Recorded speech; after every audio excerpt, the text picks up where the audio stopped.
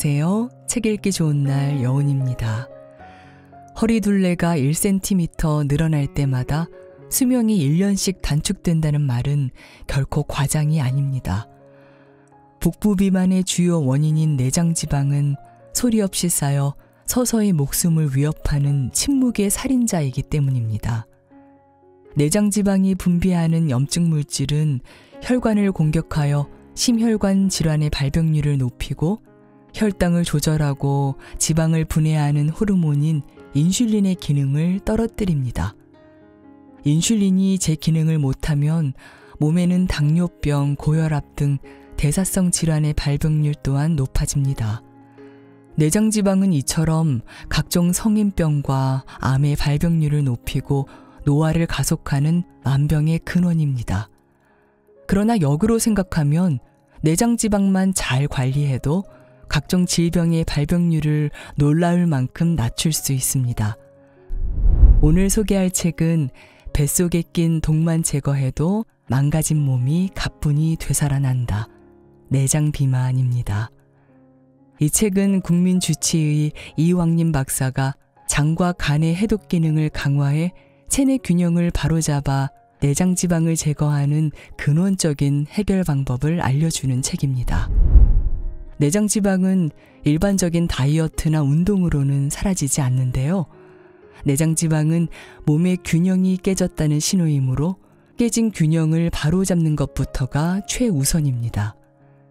이왕림 박사는 인앤아웃 조율 해독 원리에 따라 몸을 조율한다면 내장 비만은 물론 각종 질병의 위험성에서 벗어날 수 있다고 말합니다.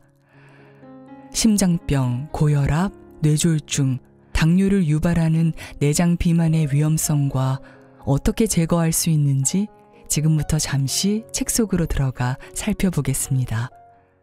오늘도 책 읽기 좋은 날과 함께 좋은 시간 보내세요.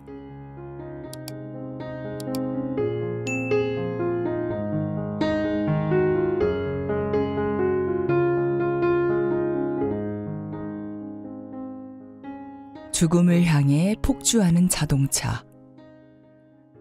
인생길에서 우리는 모두 자동차를 운전하고 있다. 객관적으로 볼 때 그것은 죽음을 향해 달리는 자동차이다. 사람은 모두 죽는다. 단지 그게 언제냐이냐가 문제일 뿐이다.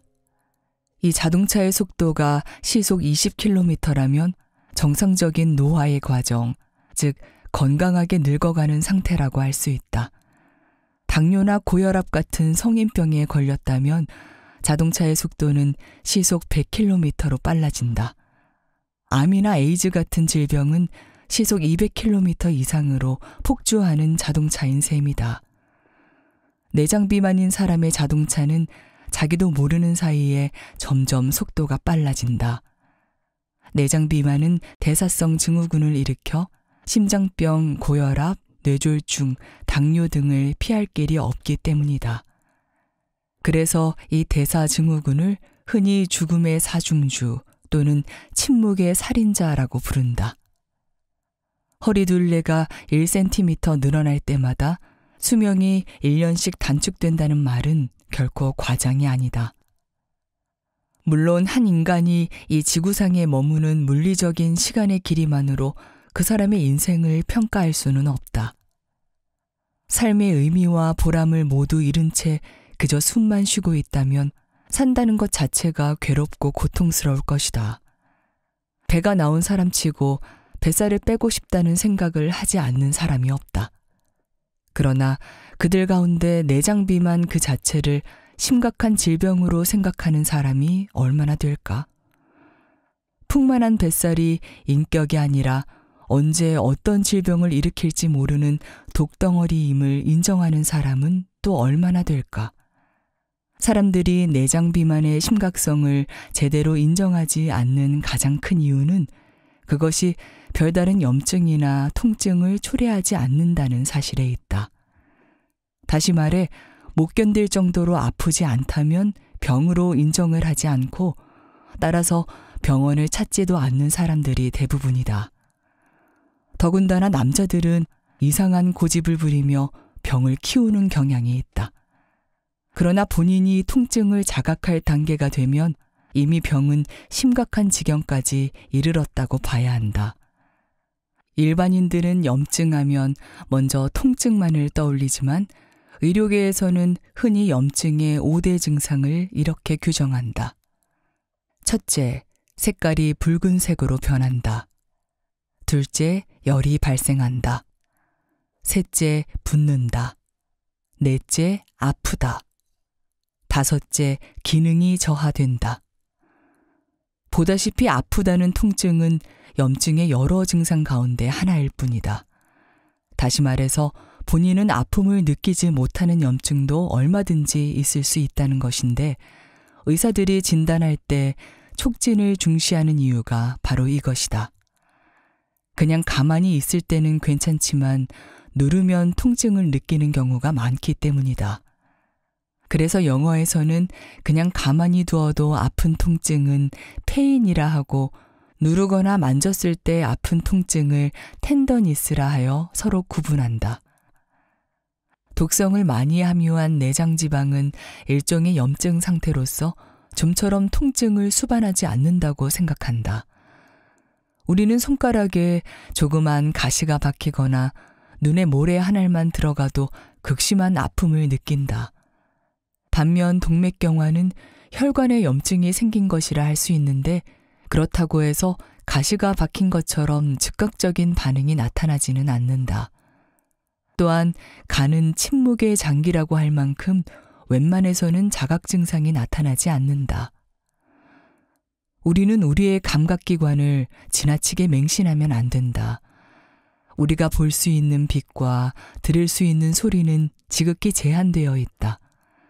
마찬가지로 당장 통증이 느껴지지 않는다고 하여 내장지방인 배를 그냥 방치하는 것은 폭주하는 자동차에 올라타고도 깨닫지 못한 사람이다. 유해 독소를 만들어내는 내장지방. 사람은 원래 먹는 것과 배설하는 것이 균형을 이루고 몸속에서 정상적인 대사가 이루어지면 누구나 날씬하고 보기 좋은 몸매를 유지할 수 있도록 만들어진 동물이다. 사람뿐만 아니라 모든 동물, 모든 생명체가 마찬가지이다. 따라서 배가 나온다는 사실은 곧 우리 몸속으로 들어가는 것과 나오는 것의 균형이 맞지 않거나 몸속 어딘가에 고장이 생겼다는 신호다. 야, 너 몇 개월이냐? 뭐가? 임신 몇 개월이냐고. 그제야 친구가 측은한 눈길로 자신의 배를 내려다보고 있다는 사실을 깨달은 A는 자신도 모르게 배에 잔뜩 힘을 주어보지만 자기가 봐도 임신 6개월인 임산부 배가 연상된다. 도대체 이 속에 무엇이 들었을까? 흔히 똥배라는 말을 한다. 진짜로 내 뱃속에 똥이 잔뜩 들어있는 걸까? 물론 똥도 들어있다.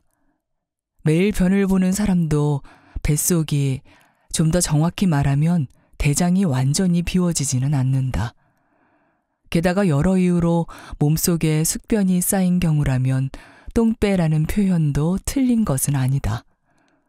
또 몸속에 숙변이 쌓여 있으면 당연히 거기서 많은 양의 가스가 나온다. 설마 가스 때문에 배가 나올까 생각할지 모르지만 고무풍선을 연상하면 생각이 달라진다.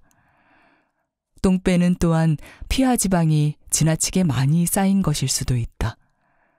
대개 남자보다는 여자의 뱃속에 피하지방이 쌓이는 경우가 많기는 하지만 손으로 꼬집었을 때 두툼하게 잡히는 부분이 피하지방이라고 보면 된다.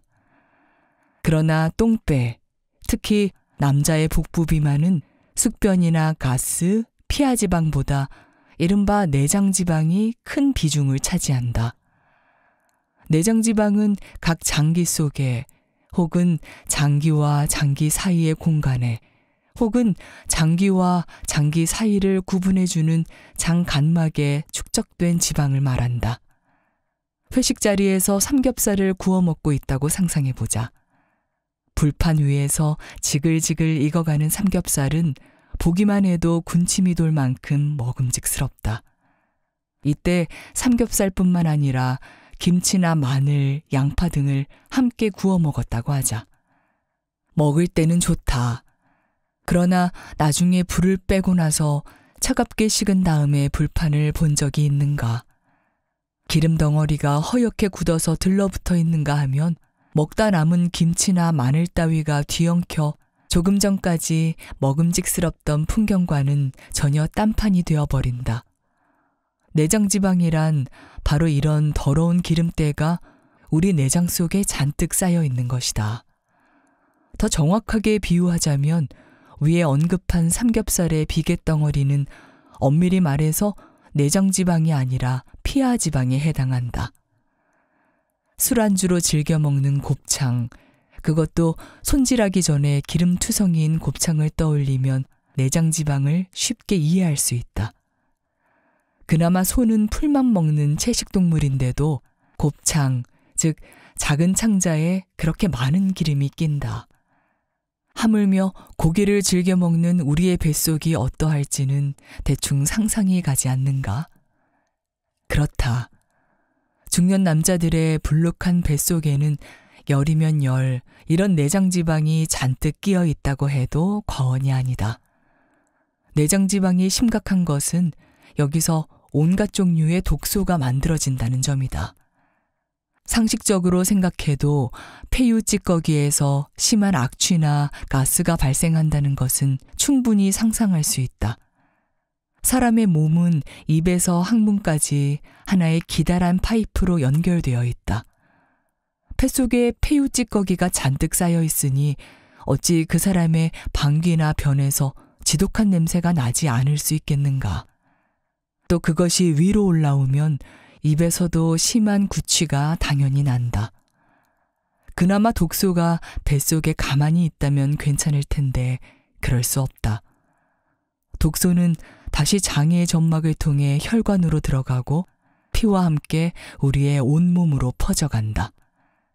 인체 내의 독소, 즉 때는 기체와 액체와 고체 등 세 가지 형태 모두를 가질 수 있다. 기체는 가스, 액체는 기름, 고체는 그 가스와 기름이 대변으로 응고되어 덩어리가 된 것을 의미한다. 정상적인 과정이라면 해독기관에 의해 몸 밖으로 배출되어야 하지만 그 양이 지나치게 많아지거나 해독기관 자체에 문제가 생기면 몸속 구석구석 때가 쌓이기 시작한다. 게다가 쌓인 때는 혈액과 림프액을 타고 혹은 세포에 침투하여 온몸을 돌아다닌다. 혈관으로 들어간 때는 어떻게 될까? 피는 대부분 물로 이루어지는데 기름은 물보다 무거우니 자연스럽게 순환되지 못하고 한 군데 모인다. 이렇게 되면 피가 제대로 흐르지 않는다. 심장은 장애물이 많은 혈관 속으로 피를 보내기 위해 더욱 무리하게 된다. 혈관이 더 좁아지면 결국 압력을 이기지 못해 혈관이 막히거나 터져버리는 사태가 발생한다. 예를 들어 뇌혈관이 막힌 상태를 뇌경색이라 하고 뇌혈관이 터지는 것을 뇌출혈이라 한다. 장과 간을 해독하면 내장지방은 사라진다. 우리는 흔히 장하면 그저 들어온 음식을 반죽하여 흡수하고 똥오줌을 걸러내기 위해 각종 노폐물이 머무르는 곳이며 때로는 우리를 변비 환자로 만들어 뱃속을 더부룩하게 하고 냄새나는 방귀나 뀌게 하는 장기 정도로 생각한다. 과연 그럴까?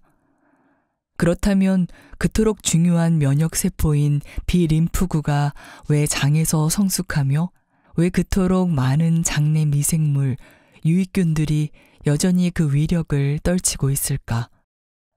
그리고 장의 일반적인 증상인 변비를 왜 만병의 근원이라고 할까?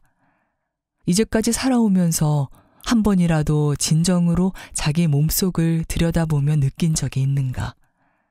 내 몸속에서 무슨 일이 벌어지고 있으며 나를 위해서 움직이는 세포들이 어떤 작용을 하며 나를 살아가게 하는지 내 몸에 귀 기울여 본 적이 있는가?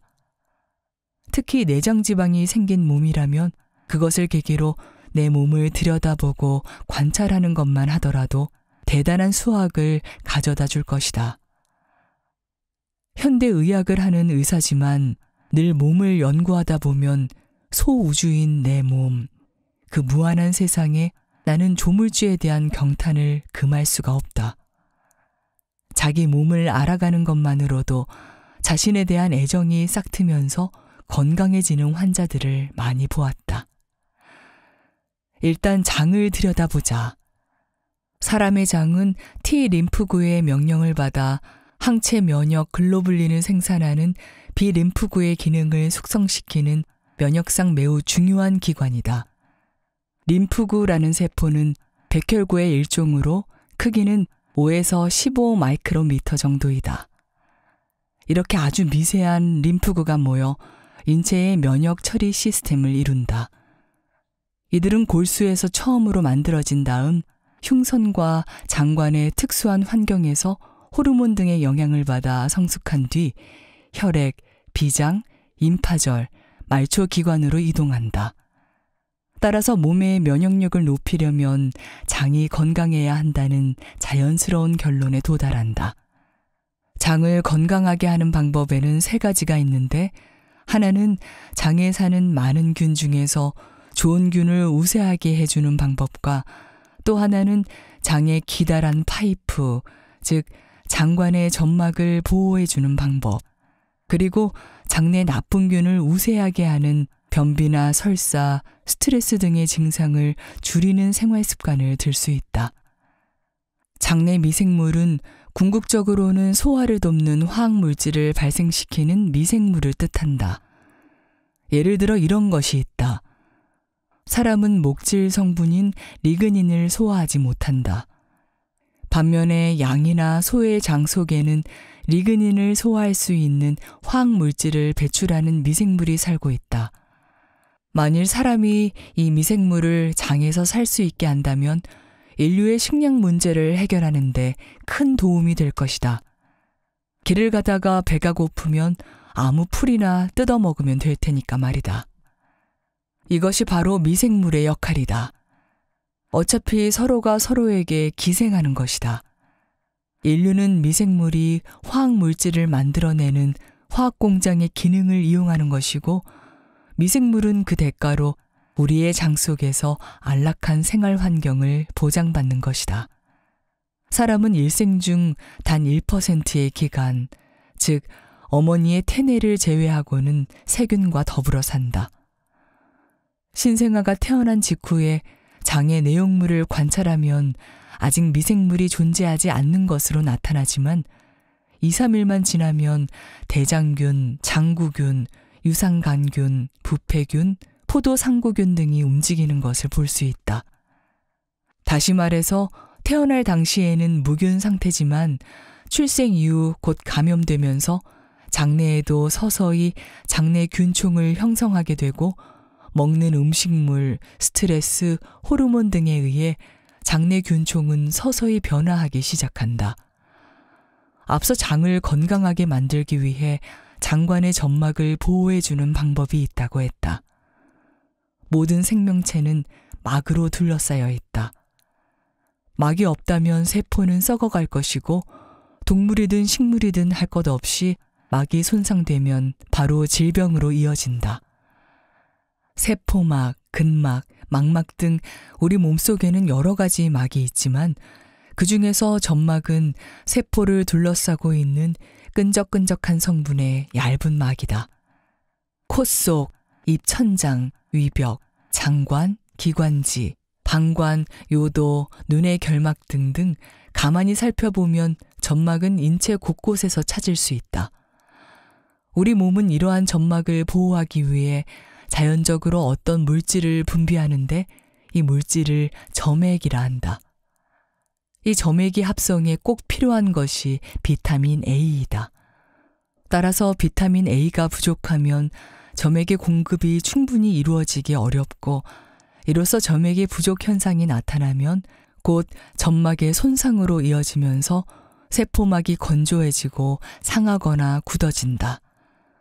손상된 막에 틈이 생기면 이러한 현상은 곧바로 세균이나 바이러스 침입을 유도하면서 혈액순환 장애를 일으키는 등 각종 질병에 노출되는 원인이 된다.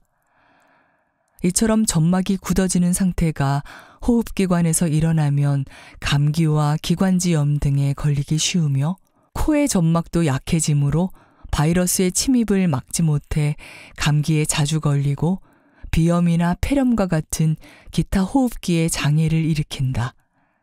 또한 이같이 점막이 굳어지는 현상이 위나 장과 같은 소화기관에서 일어나면 소화 흡수율이 저하되거나 궤양이 나타나기 쉬우며 특히 장관의 막을 형성하는 것으로 알려진 파이에르판의 점막이 약해지면 비임파구의 성장에 지장을 주어 결국 몸의 면역력을 떨어뜨리는 것으로 알려져 있다. 지금까지 설명한 바와 같이 점막을 보호하기 위해서는 점막을 둘러싸고 있는 점액이 충분히 분비되어야 한다는 것이 필수 요건이다. 다시 강조하자면 점액이 불충분하면 점막은 거칠고 건조한 상태가 되어 장관 점막과 세포막 하나를 사이에 두고 있는 파이에르판도 정상적인 기능을 할 수 없게 된다. 만약 이 파이에르판에 어떤 자극이 와서 그 기능이 약해지면 비임파구 성장에 이상이 생기고 과민해지면 알레르기 증상의 원인이 되는 과민성 항체가 마구 생산되는 문제가 발생한다. 특히 다른 이유로 알레르기 체질이 된 사람은 평상시 의식적으로라도 장 점막을 강화하는 생활 습관에 유의하여야 한다. 파이에르판의 기능을 떨어뜨리고 손상시키는 가장 큰 요인은 장내 유해한 균의 증가로 발생되는 유해 물질이다. 이러한 유해 물질이 다시 우리 몸 속으로 흡수되면 앞에서 언급한 장의 자가 중독 현상이 일어난다. 현대인들은 과거와 달리 섬유질이 적고 지방질이 많이 함유된 식품과 인스턴트 식품들, 그리고 인공 조미료의 과다 사용으로 건강에 여러 가지 문제를 일으키고 있다. 특히 동물성 지방 섭취 편중의 식생활은 장내 주름벽에 기름때를 형성하여 배설되어야 할 각종 노폐물이 달라붙어 부패를 거듭함으로써 맹독성 물질을 발생시킨다. 이러한 노폐물들은 체외로 배출되지 못하고 대장에서 수분과 함께 흡수되어 혈액 중에 용해된 독소들은 간의 해독 기능을 저하시켜 간 수치를 증가시키고 간의 활성을 방해하여 간 질환을 일으키는 데 큰 역할을 담당한다. 또 에너지 소비 후 남은 것은 지방질로 전환되어 체내 주요 에너지 저장 기관인 지방 조직의 중성지방 형태로 피하 조직과 장간막에 축적된다. 그러므로 내장 비만을 치료하는 데 가장 기본적인 것은 영양소 분해 공급 장소인 장을 원형 상태로 만들어 스스로 조절할 수 있는 기능으로 돌려놓는 것이다. 간을 해독하면 내장 지방은 사라진다. 간을 해독하면 배는 들어간다. 나는 무턱대고 다이어트를 하겠다고 덤비는 배 나온 남자들에게 이렇게 말하곤 한다. 사람의 몸에 대해 어지간히 해박한 지식을 갖춘 사람이 아니면 간과 뱃살의 상관관계를 제대로 이해하기가 쉽지 않다. 심지어는 간이 소화기관에 포함된다는 사실조차 모르는 사람이 많다. 간은 우리 몸에서 가장 중요한 지방 연소기관 가운데 하나이다. 복잡한 과정을 통해 지방 대사를 조절하고 과다한 지방은 담즙을 통해 몸 밖으로 배출하는 것이 간의 임무인 것이다. 섭취된 지방의 양과 질에 별다른 문제가 없고 섬유질만 충분히 확보되면 간에 의해 담즙의 형태로 소장에 도착한 지방은 장 운동을 통해 어렵지 않게 몸 밖으로 배출된다. 그러나 충분한 필수 영양소와 섬유질이 섭취되지 않거나 장의 해독 기능이 저하되어 지방의 질과 양이 간의 능력을 초과할 경우 담즙의 형태로 장에 운반된 지방과 독성 물질은 다시 순환되어 간으로 되돌아온다. 이것은 장간 순환을 통해서 이루어진다. 장간 순환이란 담즙염 또는 담즙산이 포함된 액체가 장에서 간으로 재순환하는 것을 말한다. 이렇게 재순환되는 양이 상당히 많아서 담즙염의 거의 95%가 회장 끝부분에서 재흡수되어 간 문맥을 따라 간으로 운반된다. 간은 이 담즙염을 다시 순환시켜 장으로 보내고 이런 과정이 반복되면서 하루에 전체 담즙이 6번에서 8번 반복해서 순환된다. 만일 이 과정에서 담즙에 지방이나 독성 물질이 많으면 몸속 어딘가에 누적될 수밖에 없다. 이것이 내장 지방의 주범이다. 만일 간의 여과 기능이 독성 물질에 의해 손상되거나 노폐물로 막히면 혈중의 지방을 걸러낼 수 없다. 그러면 많은 양의 지방이 혈관 벽이나 내장 사이사이에 달라붙는다. 또한 간이 제대로 자기 역할을 감당하지 못하면 간에서 생산되는 좋은 콜레스테롤 HDL의 양이 줄어들기 때문에 해로운 콜레스테롤 LDL이 혈관 벽에 침착되는 것을 막을 수 없다. 이는 동맥경화, 고혈압, 뇌졸중 등 심혈관계 질환으로 직결된다. 간이 지방 대사를 충분히 조절하지 못하면 체중의 증가도 불가피하다. 주로 복부 주변에 지방이 쌓이는데 이렇게 나온 배는 간 기능이 회복되지 않는 한 절대 빠지지 않는다. 뱃살을 빼겠다고 아무리 다이어트를 하고 운동을 해도 소용이 없다. 반면 간 기능이 회복되면 간이 지방을 정상적으로 연소하기 때문에 별다른 노력을 기울이지 않아도 천천히 체중이 줄어든다. 저지방, 저열량 다이어트를 견디느라 줄인 배를 움켜쥐면서라도 우선 간의 기능부터 정상으로 돌려놓아야 한다. 배가 나온 중년 남자들은 10중8구 지방간이라고 생각해도 과언이 아니다. 이런 경우 간은 지방을 연소하는 기관의 기능을 상실한 채 지방을 저장하는 역할밖에 하지 못하는 셈이다. 이런 사람은 먼저 간 기능이 회복되어야 체중 조절도 가능해진다. 일단 지방간이 생기면 그 정도에 따라 3에서 12개월가량이 지나야 간에서 지방이 제거된다. 그동안은 자신을 환자라고 생각하고 각별한 주의와 관심을 기울여야 한다. 일단 간에서 지방이 제거되면 체중 조절은 저절로 된다고 봐도 무방하다. 지방간은 간염과 달리 간세포 자체가 파괴되거나 염증이 생긴 게 아니라 간세포 속에 지방이 축적된 상태를 의미한다. 이렇게 축적된 지방 자체는 큰 독성이 없어 심하지 않은 경우에는 증상이 없는 경우가 많고 간 기능이 조금 저하되는 경우가 대부분이다. 그러나 이렇게 자각 증상이 없다는 점이 지방간의 가장 심각한 문제점이기도 하다. 그냥 방치할 경우 간세포 속의 지방 덩어리가 커지고 핵을 포함한 간세포의 중요한 구성 성분이 한쪽으로 밀려나면서 간세포의 기능이 더욱 저하된다.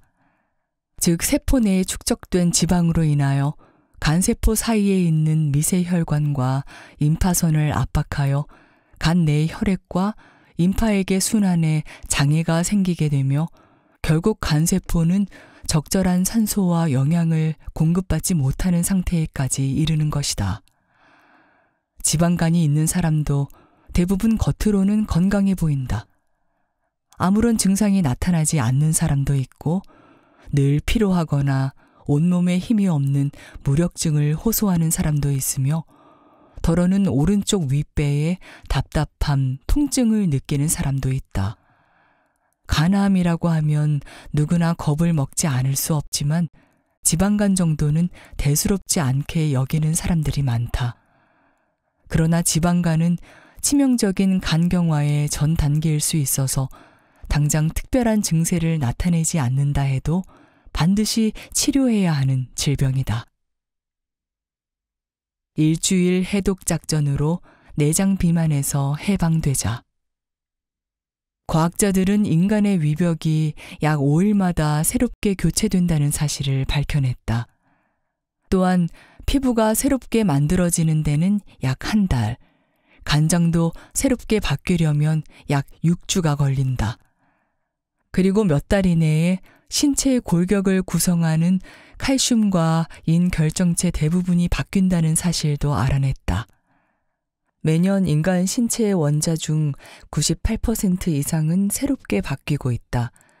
그래서 디펙 초프라는 3년 전에 몸의 일부였던 원자는 현재의 몸에서 찾아보기 힘들다고 했다. 몸의 구조 조정을 위한 프로그램을 일주일 단위로 짠 이유는 이 때문이다. 지금껏 당연하게 여기며 살아왔던 시공간과의 단절을 위해서는 일주일은 결코 짧은 시간이 아니다. 일주일 동안 이 작전을 감행한다면 몸이 바뀌는 것을 체험할 것이다. 자, 이제 새롭게 구성될 내 몸을 위한 프로그램을 살펴보자. 몸의 균형을 조율하고 해독하는 식사관리법으로 7일간의 식사량을 포물선을 그리게끔 조정하는 것이 포인트다. 1일차는 장을 비우는 날로 단식을 한다. 이날은 하루에 2에서 3리터의 물이나 이온 음료를 마신다. 물을 마실 때는 미네랄이 풍부한 천일염을 물 1리터당 9에서 10g 정도 녹여 마시면 좋다. 2일차에는 절식을 한다.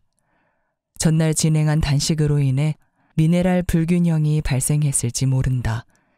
혈압의 저하 또는 무기력과 체내 단백질 손실이 일어난 상태일 수도 있으니 필수 영양소를 취하도록 한다. 영양 대용식, 설탕을 넣지 않은 제철 과일 주스, 스프 또는 분말 형태의 조율식이나 생식을 물에 섞어 섭취하면 좋다. 3일차는 소식을 한다. 위에 부담이 가지 않도록 죽 또는 유동식을 먹는다. 4, 5일차에는 일반식을 먹는다. 평상시에 먹는 식사의 양대로 먹되 자연식 위주로 먹기를 추천한다. 6일차에는 3일차 때와 마찬가지로 소식을 한다. 그리고 7일차에는 절식을 하되 컨디션에 따라 단식을 진행해도 좋다. 이 프로그램은 단식, 절식, 소식, 일반식, 소식, 절식 또는 단식의 사이클을 포물선 모양으로 취한다. 열량을 깐깐히 체크하기보다 몸의 변화를 관찰하면서 몸의 균형을 조율해 나가는 것이 중요하다. 또한 열량 소비 속도와 몸의 회복 속도, 그리고 기초 대사량과 활동 대사량의 증감에 따라 일반식 섭취 시 열량은 조정이 가능하다. 열량보다 더 중요한 것이 무엇을 먹느냐이다. 가능하다면 탄수화물은 적게, 식이섬유는 많이, 지방과 단백질 위주의 식단을 짜서 먹는 것을 추천한다. 감량 목표를 세운다면 최소 3개월 이상 기간에 체중의 5%로 정하는 것이 좋다.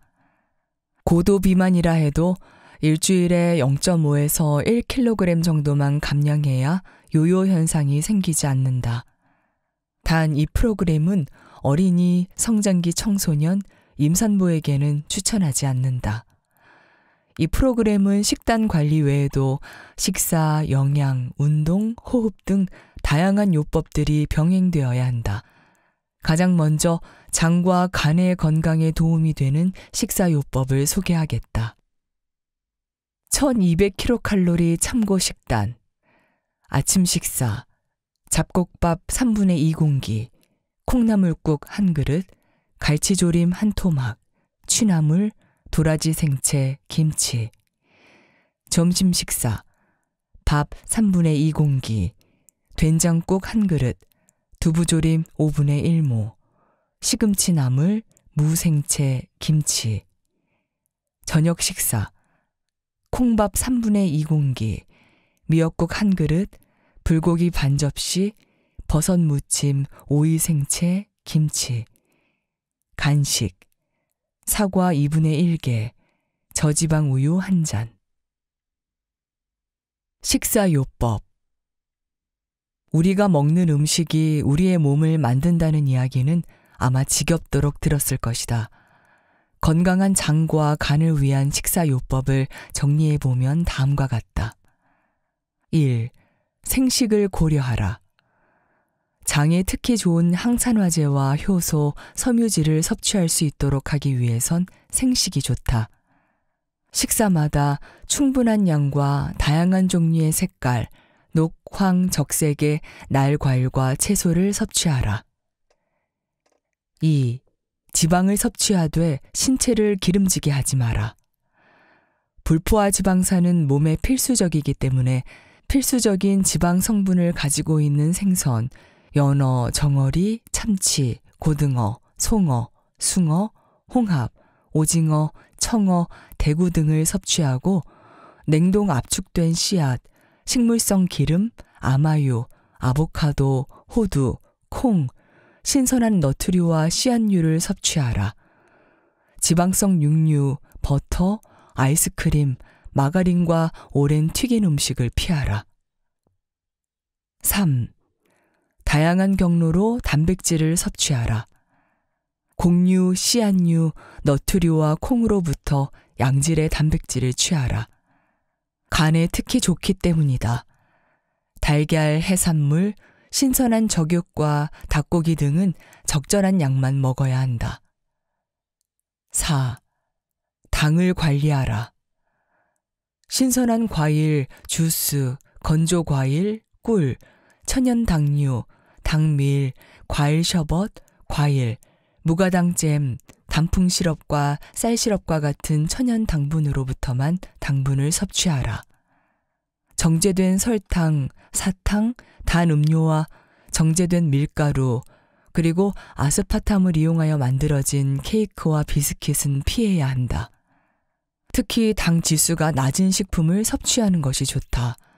당 지수란 특정 식품을 섭취한 경우 포도당이 얼마나 빠른 속도로 혈액 내로 흡수되어 혈액 내 포도당 농도를 증가시키는지를 객관적으로 표시한 지수다.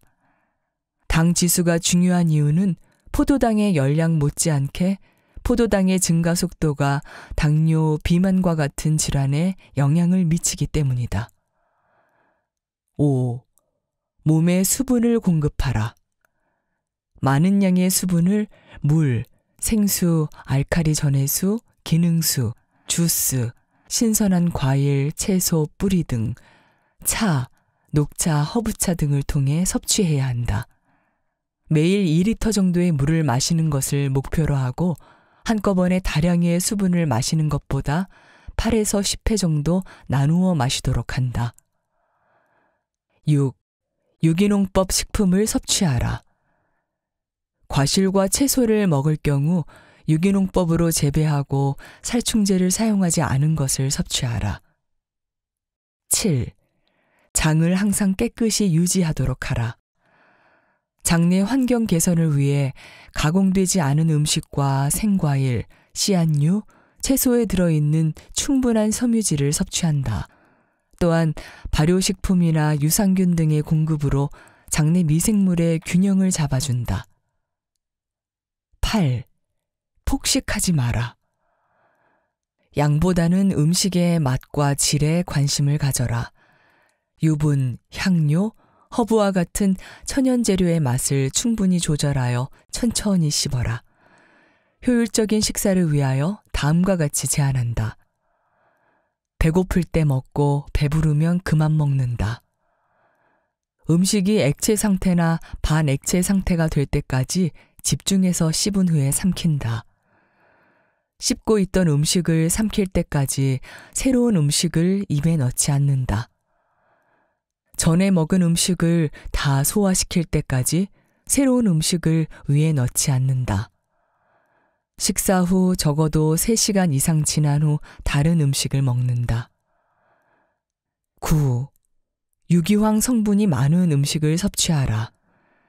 유기황 성분은 간에서 식품에 포함된 유독물질을 파괴하는 과정과 장, 간 순환에 의해 재순환되는 유독물질을 파괴하는 데 필요하다. 유기황 성분은 달걀, 마늘, 양파, 샬롯, 부추와 브로콜리, 컬리플라워, 양배추 등에서 섭취할 수 있다. 10. 항산화 물질이 많이 포함된 식품과 영양제를 섭취하라. 항산화 물질은 세포 손상을 막아주고 노화를 늦추고 여러 질병 예방에 도움을 준다.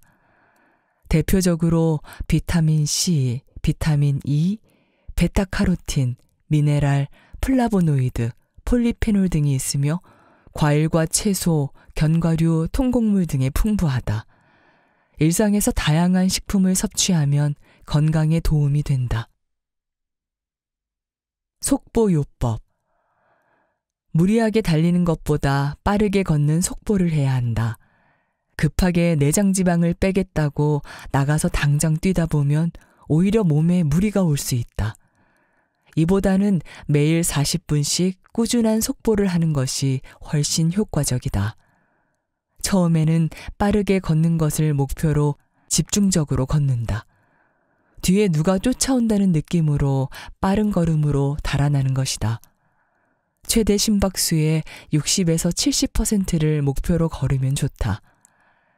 이 연습이 어느 정도 되면 배에 힘을 주고 걷는다. 배에 힘을 주게 되면 척추가 바르게 서면서 속도가 붙는다. 그리고 이 단계가 익숙해지면 거기에 복식 호흡까지 더해서 빨리 걷는다. 이는 지방을 없애는 데 큰 효과가 있으며 체중은 줄어들어도 근육은 빠지지 않고 지방만 감소한다. 또 심장 박동수가 떨어지고 혈압이 안정돼 심장과 혈관 기능이 향상된다. 골밀도도 높아져 골다공증 예방에도 효과가 있다. 3단계 속보법. 빠르게 걷기. 배에 힘을 주고 걷기. 복식 호흡을 하며 걷기. 건강한 외식하기. 귀차니스트라는 신종 합성어가 나올 만큼 바쁜 현대인들은 간편하고 빠르게 조리할 수 있는 음식을 주로 찾는다. 그조차도 귀찮다면 외식을 한다. 직장을 다니다 보면 어쩔 수 없이 점심은 강제로 외식을 하기도 하고 저녁에 회식을 가기도 하니 일주일 중에 3끼 모두 밖에서 먹는 날도 많다.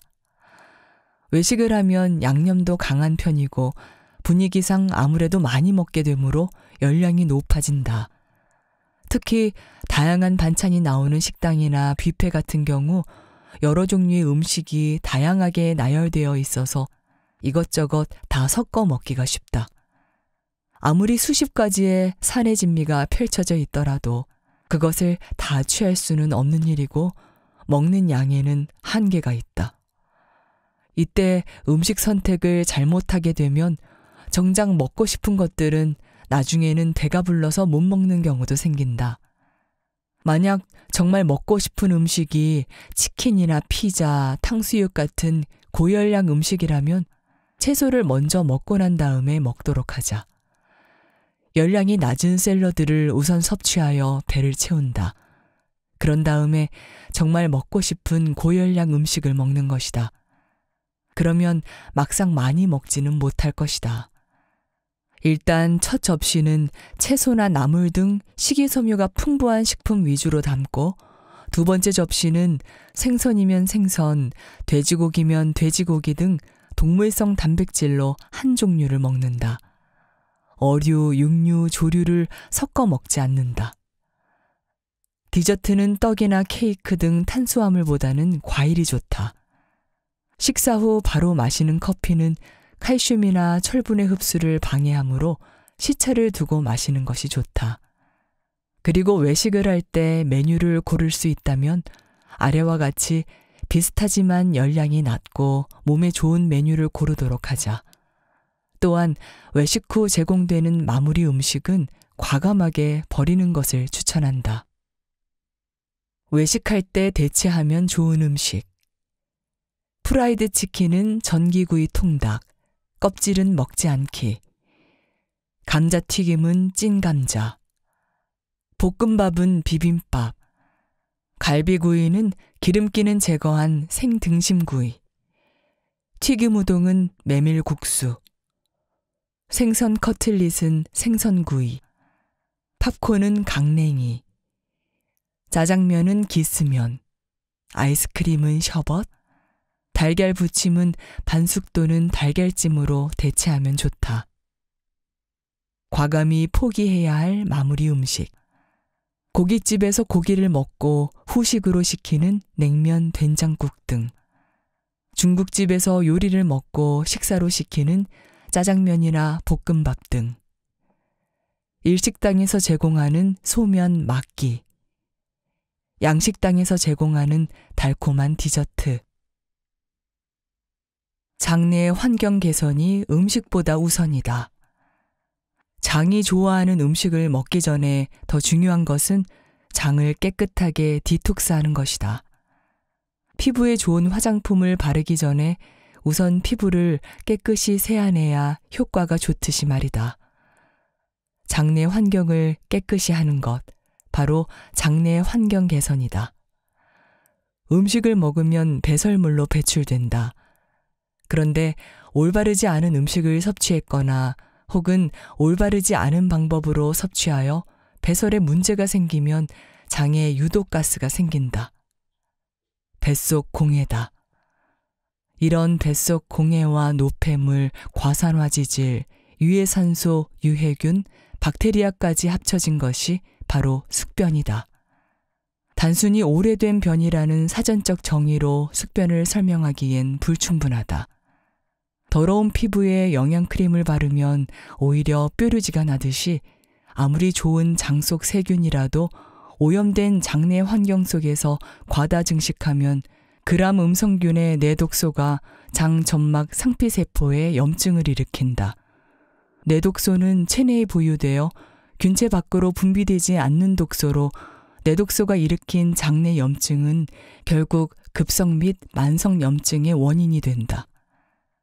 특히 장 점막세포 사이의 간격이 느슨해져 장 점막 안쪽 혈관 안으로 오염물질이 침투해 면역계를 손상시키는 장누수 증후군의 주요 원인이 되기도 한다.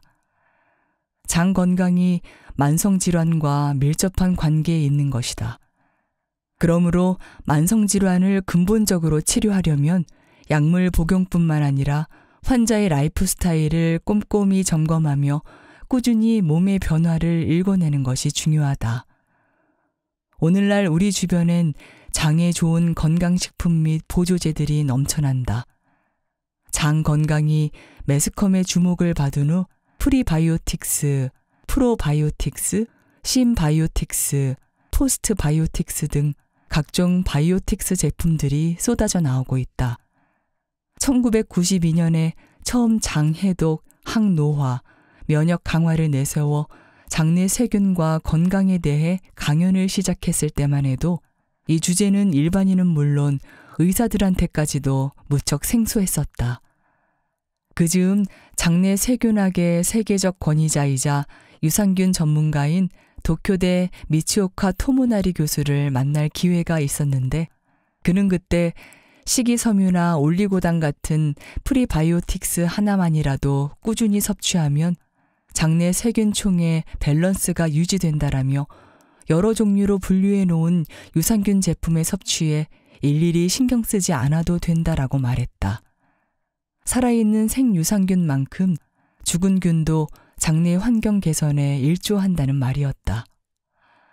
그는 헤어질 때 자신이 만들었다는 포스트바이오틱스 제품과 논문을 주면서 지금껏 발견하지 못한 많은 균주들이 앞으로 수없이 나타날 것이다. 마치 우주의 별처럼 이라고 말했다. 우주의 신비를 전부 풀지 못했듯 우리는 아직 장에 대한 모든 비밀을 모른다. 가장 대표적인 미지의 분야가 바로 만성적 장애 염증이 뇌에 미치는 영향이다. 아직 장내 환경이 뇌에 구조해주는 기전은 잘 알려지지 않았지만 뭔가 분명한 관계가 있다는 연구 결과들은 계속 나오고 있다.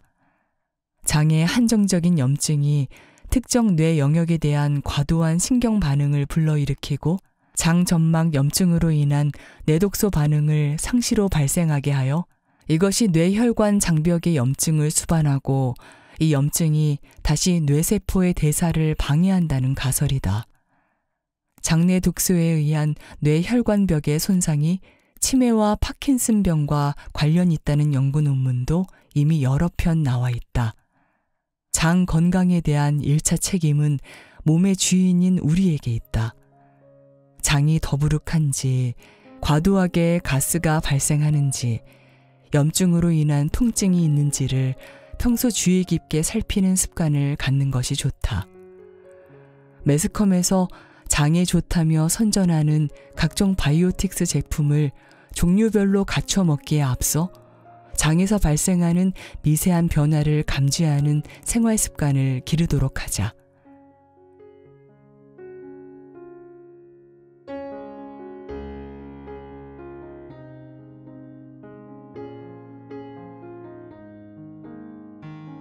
책 읽기 좋은 날, 오늘은 여기까지입니다.